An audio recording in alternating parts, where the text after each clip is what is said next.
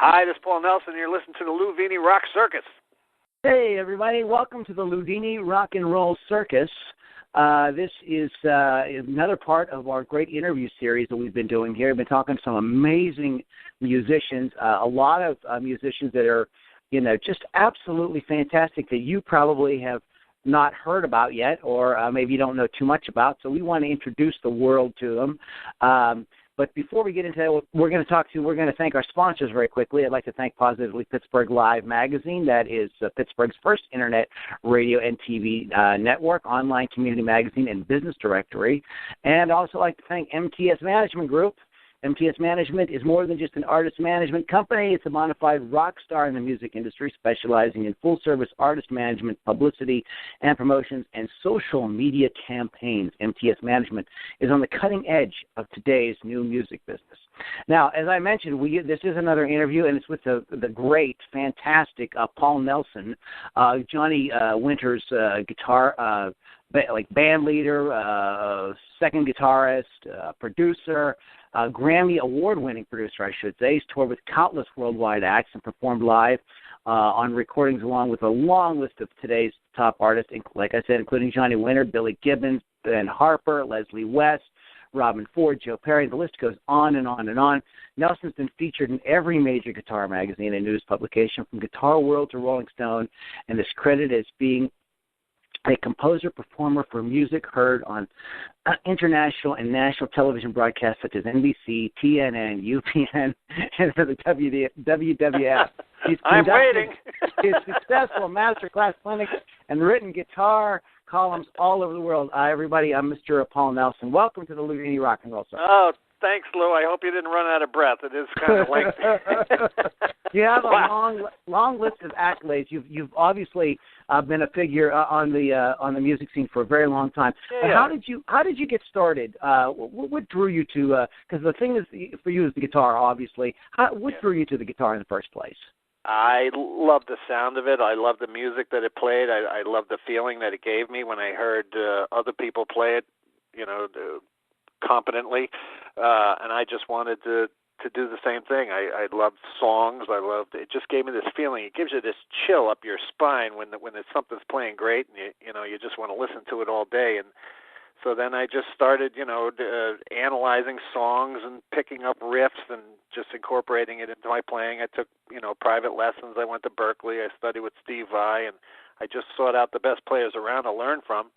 And then slowly you get in bands, and it develops, and then one day you go in the studio and you meet Johnny Winter. That's very simple, straightforward. Yep. That's just how it worked out. Yeah. I want to ask you this. What was the most, because, Johnny is he's an icon. Like Jimi Hendrix, Stevie Ray Vaughan, Johnny Winter. These are Eric Clapton. These are the guys. Yeah. Now you worked with John. How long did you work with Johnny? I met him in the early 2000s. Okay. What was the biggest lesson that you learned from working with Johnny Winter? Well, see, Johnny took me under his wing, so every day was a lesson because musicians are sponges. So whatever's played or around them, they start absorbing. Same when I went to music college, everything you'd hear walking down the hallway or by the practice rooms or other people performing, it would naturally go into your playing. So just that alone was education. But Johnny, like I said, took me under his wing, and he turned me on to, and he did this with a lot of other musicians that played with him, like Tommy Shannon and whatnot. He would turn them on to the blues that he listened to, Robert Johnson and T-Bone and Sunhouse and Muddy, but not just an overall broad brush of it. He would say, Paul, learn this record, or this is a vinyl that I listen to, and I'd say, okay, well, I got to go out and get all these CDs. Go, no, learn this specific riff, this specific thing, listen to this specific song. This is what I learned from. So that was educational. Every day I was with him, plus the slide part of it and the regular guitar playing part of it, and so those were the freebies that were priceless. Yeah. Heck yeah. You've been doing a lot as an artist in and of yourself. and you have several things going on right now. You just Badass Generation is the new Paul Nelson Band record. Now, is that officially out? Yeah, pre-orders are now. It's all over the internet. You can just look it up. It comes out February 5th. Okay. Promo's been starting now. There's a few trailers out showing the band and myself with a little taste of the music. I know you got a special pre-CD song, but the one song that we've been the trailer is Down Home Boogie, and so February 5th, and this whole month the real promotional swing starts happening. So it's a reality. And I've been working on it. I've been working on this for many months now. You know, after Johnny passed, he knew I was working on this. He was actually scheduled to be on it. But this is an important project for me, and I'm really excited about it. Now from what I've heard, this is a departure from Look, which was that was your previous solo record, correct? And that was instrumental. You know, Jeff Beckish, Joe Satriani, Steve Vai, Eric Johnson-ish kind of stuff. You know, at the time I was doing that. It was right before I met Johnny. That did really well for me. Yeah. So, you know, that was... But now I wanted songs. I wanted a band. So I went out and I searched out the best musicians I could find. I got Morten Fredheim. He was number 2 on The Voice over in Europe. I have Chris Redden on drums. People might know him from Papa Chubby, and he's a touring drummer. He's fantastic.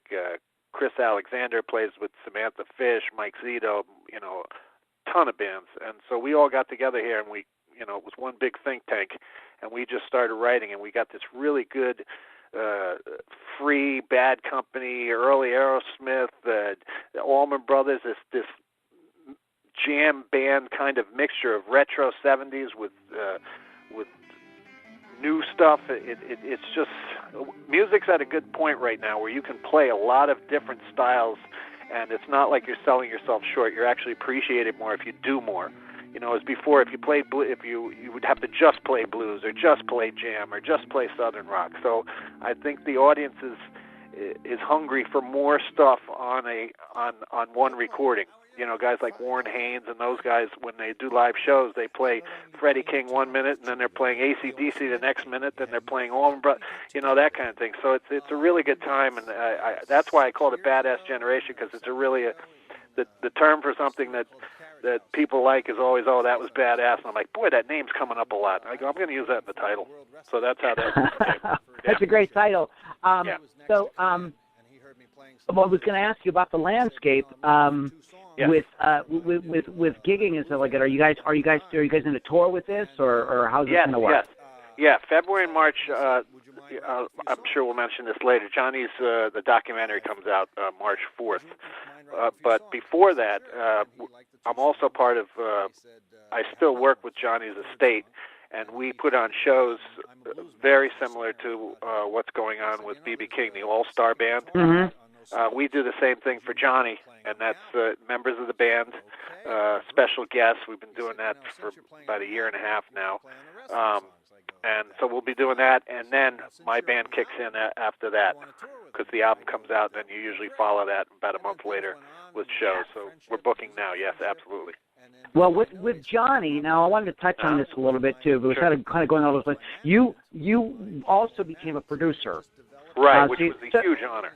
I know it was a huge honor, and a friend of mine said to me, you know, oh, you're interviewing Paul Nelson. He's kind of like, Paul Nelson is to Johnny Winter what Johnny Winter was to Muddy Waters. And that's a huge compliment. You said it. I mean, I've heard that comparison, and you know, at first you just do, and you don't really realize what's going on because you're trying to help them out. You're trying to create a good thing. You've been handed a huge honor and a huge responsibility, and then you realize Johnny was the same age as he was when Muddy was when he was helping Muddy.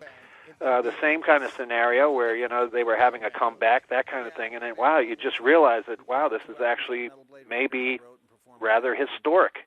But at the time, you're just thinking about putting out a good record. He's given you this responsibility. He wants it to be traditional. You have all these guests coming in like Clapton and, Ben Harper, all those ones that you mentioned, Joe Perry, and you know that you have to really come up and produce some good quality music for these guys to even consider playing on it. And as luck would have it, it worked out, and I really did my homework and got it together. And Johnny and I, we each got Grammys, and this was Johnny's first Grammy for his own material. He got it for working with other people, but he never got something for his own solo stuff, which was I can't believe, but it's true. And he did hear the whole album before he passed. He loved it. He even leaned over me in the studio, whispered in my ear when he was hearing the mix. He says, "Boy, if we don't get a Grammy for this, they're nuts." And that was the kind of humor he had, absolutely. But so it got that.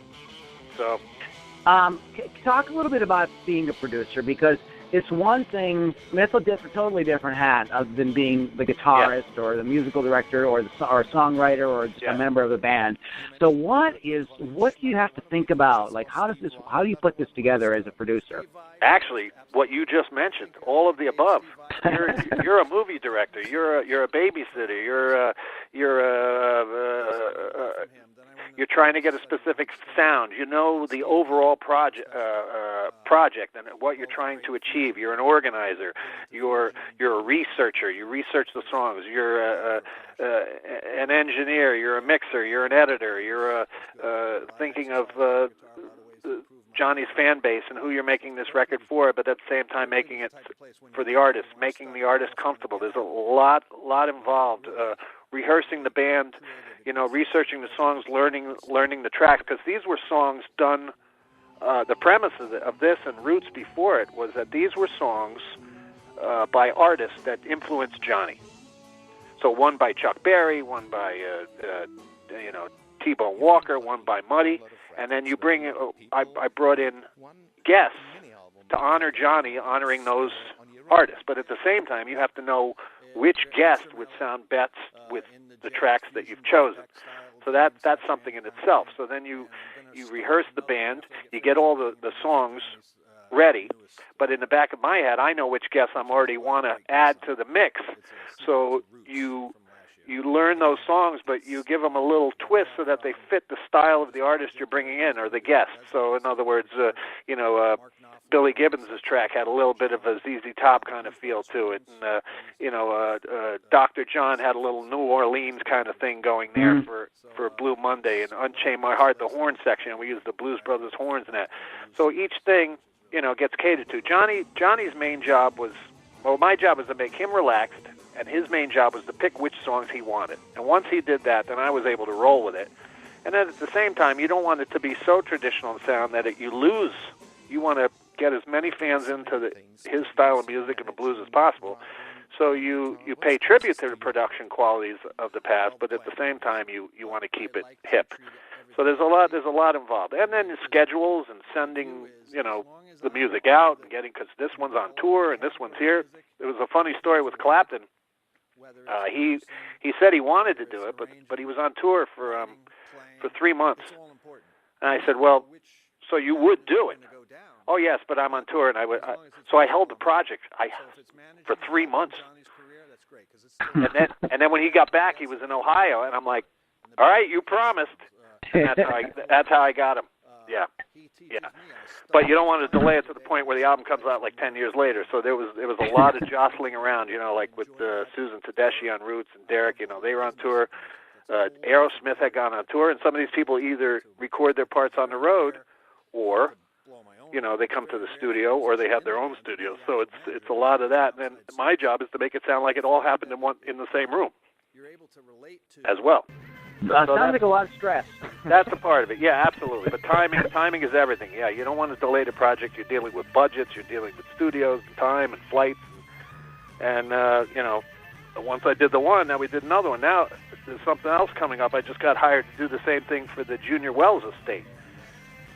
Oh, okay, because I was going to ask you about Joe Louis Walker, but go ahead, tell us about that. Well, the Junior Wells, Cleopatra Records, has their catalog, and I've just finished 14 tracks in the same style.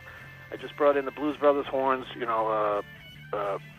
Bones Malone from David Letterman, Blue Lou, Tower Power of Horn, Don Harris, And so all those tracks are done. Now they're going to bring in guests again and do Messing with the Kid and Train and those kind of songs. So, and as far as Joe Louis Walker, I worked with him. He'll be on it. And so then now they're bringing in all the artists for that. So the producer thing carries on. The playing carries on. I wear a lot of hats. So how do you find time to squeeze in your own project between all of this stuff? I've always been able to multitask. I'm a pretty good planner. Okay. You write. You're working on another project that's coming in. The phone's always ringing. There's always something going on. So I've learned how to pace it correctly. You fly the artist over from Europe, bring the guys up from Texas. We sit here and we're writing songs, and then then it's like, okay, I got to work on this. So I can work on 2 or 3 projects at once and still keep the caliber high. Joe Louis Walker, his album, he's signed with Mascot, and I'm on that, and I produced that. That just went up for a Blues Music Award, which I'm pretty proud of because I got one for Johnny last year. Congratulations. But, that's thanks. That's called Everybody Wants a Piece, and that's doing really well. And that was done, several weeks. As long as the band comes in, they know the material. That's the big part. If they're so tight that they could do this blindfolded, that helps. It really helps when the band. If a band is rehearsing while they're recording, that's what slows it down. So fortunately, I've worked with great artists that just have it together coming in. So that's what helps. When you do it all the time, too, when you're doing it all the time, you have a feel for what I was just is happening absolutely. in the song. Yes, absolutely. There's a feel and there's a flow. Because what we're doing is we're creating music for you.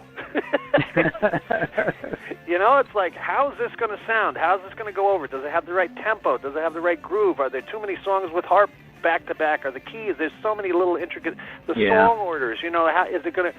Song orders can make or break a record. If you have too many slow ones, too many fast ones, there's a lot of little things, and each thing is just as important. Then if your music goes to vinyl, there's certain things that you have to cater to make sure that it sounds good on vinyl. Certain recording techniques, and all kinds of stuff. So, yeah. And like I said, if the music's good to begin with, and that's what you do, make sure the band's really rehearsed, they have all their stuff together, and they come in. Then you can orchestrate things a lot easier, and everybody's a lot happier too. I'm sure. So. Getting slightly away from actually playing music at the moment, you are involved with a documentary about Johnny Winter, Down and Dirty. Yes. Tell us about this documentary. Okay, the way that came about was there was nothing on Johnny, nothing documenting him, especially when he was having the comeback. The comeback was, in the 90s. I didn't know Johnny then, but by the time I met him, he was in really bad shape. He had, he was a child of Woodstock in the 60s, and he had really overindulged, and people had taken advantage, so that didn't help either, the old management. So when I met him, befriended him, slowly he gave me more responsibilities, and I started noticing there were problems, so there was management changes. He had me help him with his career. And slowly we peeled away these layers of abuse. And it was common knowledge. All his fans know it's online, the drinking and the drugs and the smoking and all that. So slowly we got rid of that, and it really helped. So, hold on. Yeah, go ahead. So it's Down and Dirty, sort of a documentary. Yeah. Is it about his whole life, or is it about So this is about that. Okay. And I noticed that while this was going on, because he had been in that condition, he wasn't speaking. He was being written out of history. When people did documentaries on Muddy, when they did documentaries on Woodstock, he wasn't able to do interviews. He just didn't. He wasn't in good shape. So I notified the record label at the time, and I said, look, I think it's time to do something on Johnny, a documentary. So if anybody comes along that's interested, let me know. And then like a month later, I got a call from Megaforce Records, who did the Step Back and the Roots. And they said, there's this guy, Greg Oliver, who just did the Lemmy video, Lemmy of Motorhead. And I'm like, wow, I know who he is, and I know it is, but that's what a switch for a blues guy to be documented by a metal, So I saw it. So they sent me a copy of Lemmy, and I saw the footage, I saw the editing, I saw the look, the closeness. I said, wow, this would be perfect. I just have to imagine it with Johnny there. So I contacted Greg Oliver, the director, and I said, I think this is going to work really well, but there's one thing. You have to come on the road with us. So he came on the road with us for 2 or 3 years and followed us when Johnny and I and the band played Japan, China, went to Johnny's home in Texas, on the East Coast. When we did David Letterman, he followed us everywhere. And he put together something that's just, it covers everything. Rock and roll history, blues history, Johnny's history, abuse, stardom, an icon, an elderly statesman, dealing with everything. And it's rock, it's deep, it's blues, and there's cameos by everybody. His brother, they found his original guitar teacher, Luther Nally, Joe Perry, Warren Haynes, Susan Tedeschi, Derek Trucks, a whole bunch of guys. And so it'll be out March 4th, and the fans have been dying for this. There's all kinds of editing involved, so I'm the executive producer. Greg's the director. And this thing is definitely coming out. It's finished. It's actually available online now for pre-order. And we're very excited to have this get out to the public because it really explains what happened to Johnny during those dark years and how he got out of it. Because he was, like a stadium draw in the 70s. Oh, yeah. Before Woodstock, he told me, he says, Paul, Woodstock, when it first started, because it was a little gig. We watched it develop on TV. We were already playing for 150,000 people. He was playing big stadiums already, but then they knew that it would turn into something. So yeah, he was a rock, and he actually told me in confidence many times. He said, I hated that period because he felt he sold himself short. He loved the blues so much. He was like, I hated that. I go, well, and here I am telling Johnny, when people watched you, they researched your influences, and you helped blues get another shot in the arm because they traced it back to Muddy and all that. So in essence, when you became that, you helped it out. And he came to grips with that, and luckily he went back to blues. That's why these albums were so important to him. The last one, Step Back and Roots, because he was able to play just blues. And that's all he ever wanted to do. That's really interesting because a lot of what he did in the 70s to today, if you listen to your band and you listen to people like Anthony Gomes and guys like that. The rock, the blues today is kind of what the rock was in the 70s. Right, and what that means. Way. Yeah, they're grabbing from, and a lot of people like Bonamassa Joe and all that. They're grabbing from the British end of it now. The British blues. That's like a new untapped resource. So you're getting, that kind of thing. But yeah, it's rock and that mixed, and you have the Southern influence. The Allman Brothers and that thing. That's what I was saying before. There's a lot of stuff coming out of New Orleans. New Orleans is like the new, Seattle. That kind of thing. There's a whole culture coming in there, a whole style. Like Anders Osborne, those kind of guys, Sonny Landreth, there's something, and it's that free spirit jamming, southern twist, slide guitar, but then blues influences. So, yes, but there's no lead singers. Yeah. They're all standing behind guitars. So I kind of I don't know if I'm going to be the groundbreaker of this, but I'm really trying to bring the band back. Like the blues. Okay. I'm trying to get the band back together.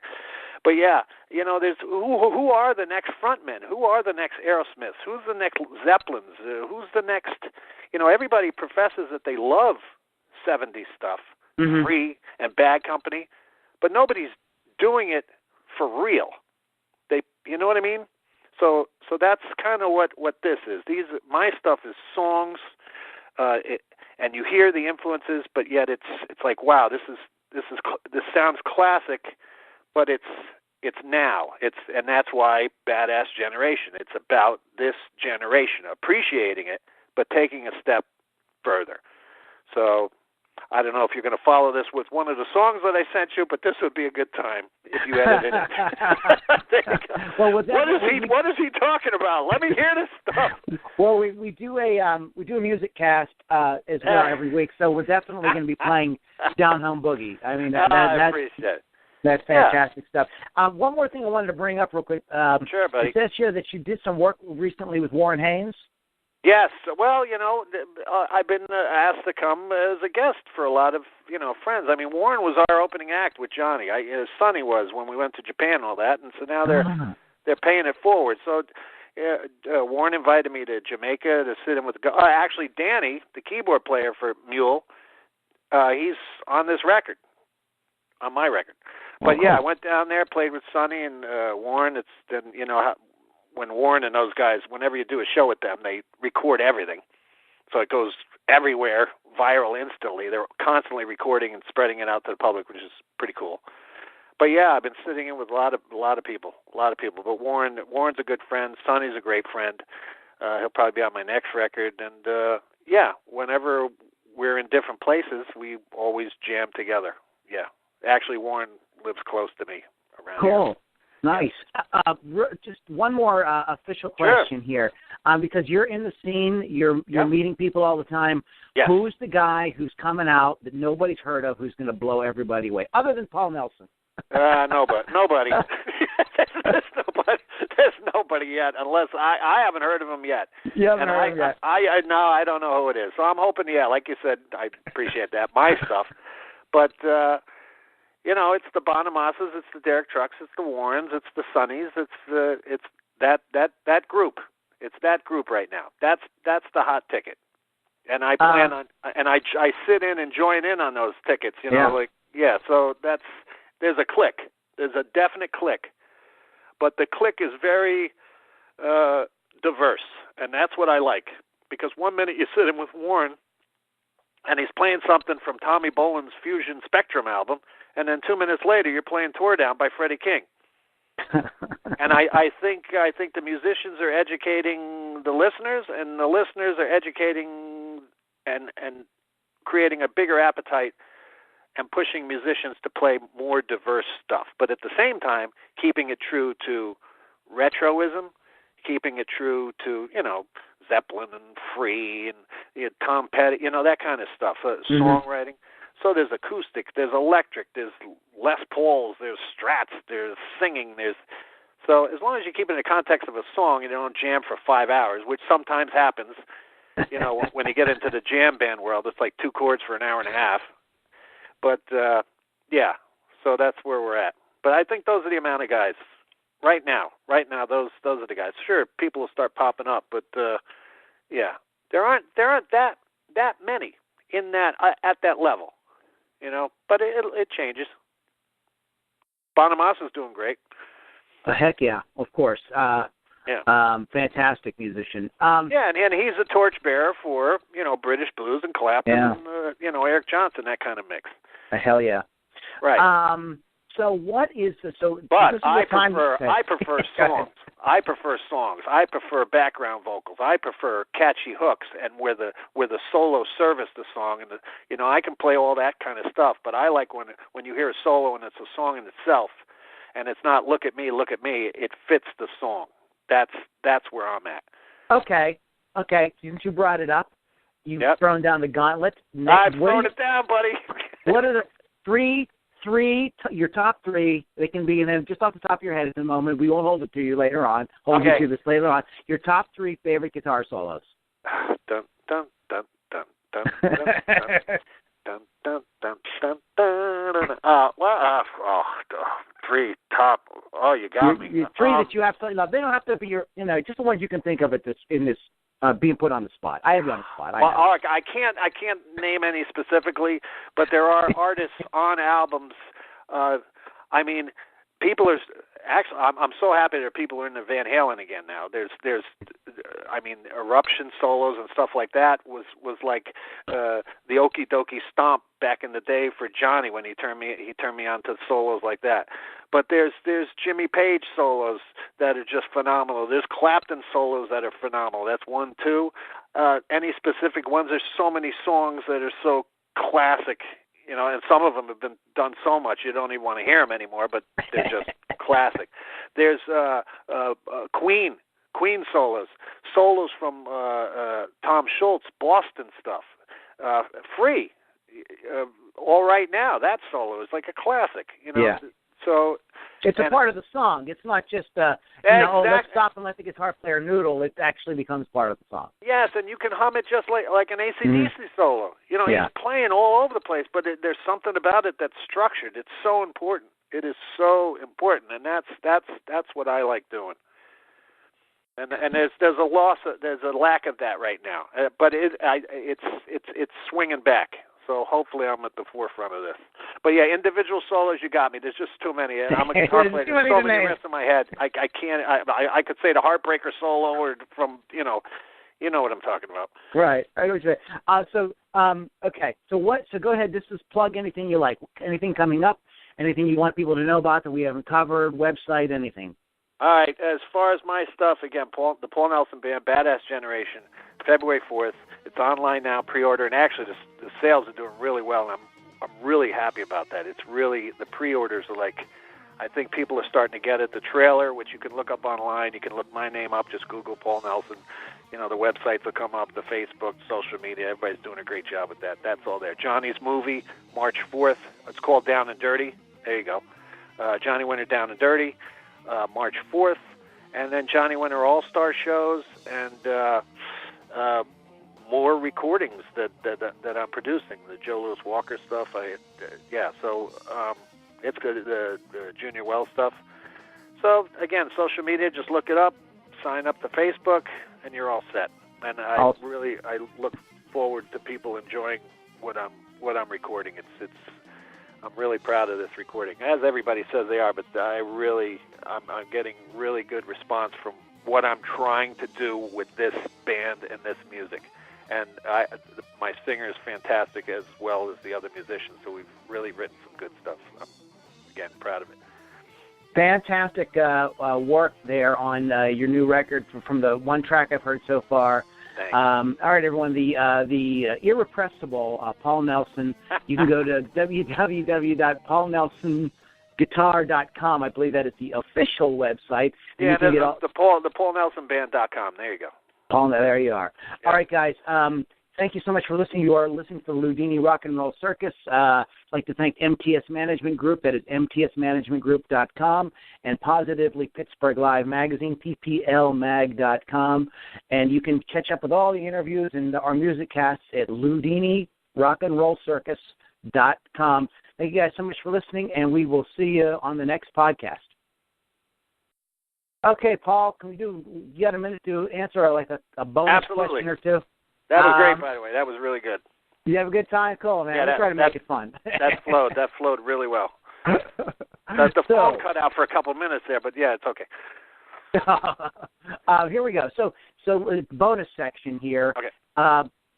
What's the state of the guitar today? Like, are people interested, the general public at large, are they interested in the fact that you are an amazing guitar player, or that, Joe Satriani or Joe Bonamassa or whoever is, are people really into that, or is that passé? Or you can look at it as dinosaurs? They were into it. Mm-hmm. Then it got too much, mm-hmm. the shredding. Then something happened. The blues and the jam band got into it.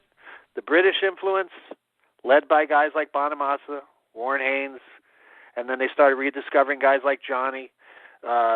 The Southern rock influence came in because Allman Brothers and all these different factions of the Allman Brothers. Derek Trucks going one way, Susan Tedeschi, then Susan Tedeschi going with Derek, then Warren. Yeah, I mean that the last Grammy Awards were all Greg Allman honorary. All the awards were based around that. Mm-hmm. So yes, there is an appreciation of guitar. Are we a guitar nation where everybody has to hear riffs? No, I don't think so. But the people that do play guitar appreciate the playing, and they learn the riffs and that kind of thing. But like I was saying earlier, I'm hoping that the guitar has its place in the song but doesn't overdo it, because you still have the mass populace saying, it's just too much wanking, it's too much riff, riff, riff. And I think that does scare the general public away. It may turn on your buddy and some guitar fans, but I think you can do both. A guy like Brian May, sure, he's respected as a massive guitar player. Do people say that he's a shredder? Not in the main scheme of things, but other people say, oh, he's a fantastic guitar player and his technique and his style and this and that. But at the same time, what a great solo on that song, like we said earlier, that kind of thing. Pick out your best solos. Those are the guys that are writing the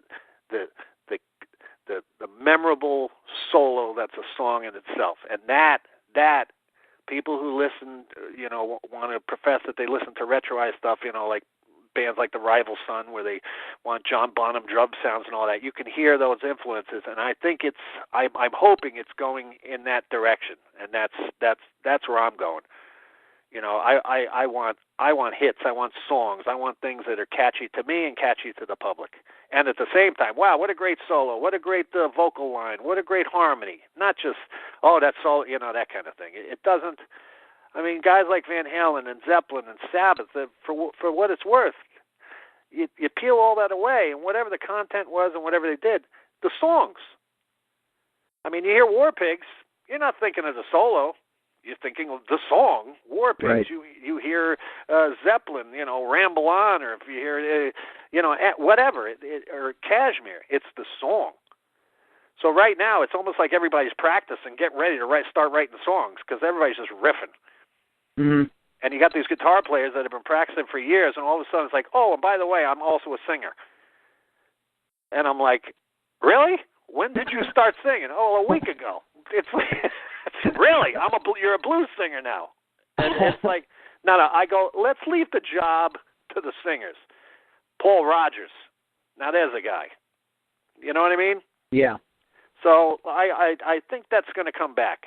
Only because most of these jam bands and everybody else are covering those type of songs. So we'll see. But there's always a guitar in front of somebody. So yeah. I think we're at a good time. It is a subculture too. I mean, there's a lot of people that just love guitar. I mean, just either they're hobbyists at it or they so there's always going to be somebody. Yeah, I mean, I'm one of them, absolutely. And I have to learn every riff and everything, but then you got this whole mass populace, and they're just watching the voice. They're not looking at the guitar player. They're not looking at all you see is the voice, Right.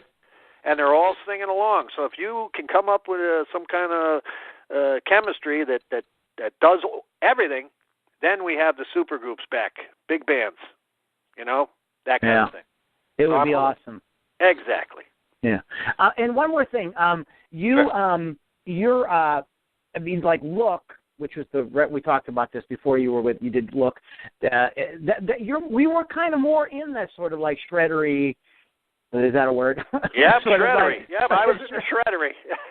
Sort of like style, and dude, you can really tear that shit up on the guitar. You know what I mean? So how do you kind of because you have to kind of want to be doing a little bit of that here and there. You know what you do?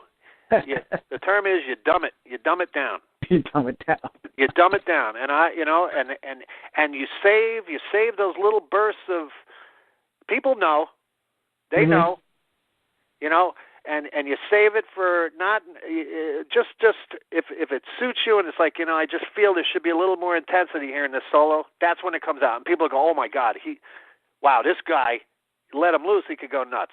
I've always liked those kind of things. We're like, did you hear that little part? Did you hear that? Oh, but that melody I put melodies in the solos and that kind of thing. But yes, I've done all that, and I can do all that, and I think the Guitar Nation and the music clique, cult, they know it. They know it. But the average listener that just enjoys music, not so much. But I always put in a little of that. And if in that song Down Home Boogie, you'll hear this little rip. And it's like, okay, rip. It's in there. And the whole album's loaded with some, but I really I I really thought of the song. And I'm telling you, when you work with great singers, it really inspires guitar players to do that. Right. You know, you don't feel like, oh, I got to fill this hole, I got to fill this hole, I got to play here, because then you're not only going to turn yourself off to it, you're going to turn everybody away from guitar players again. Right. I mean, we're the ones that killed it for ourselves by trying to achieve maximum output and speed and this and that. Sure, that's great, but, you know, you can't always write the Cliffs of Dover.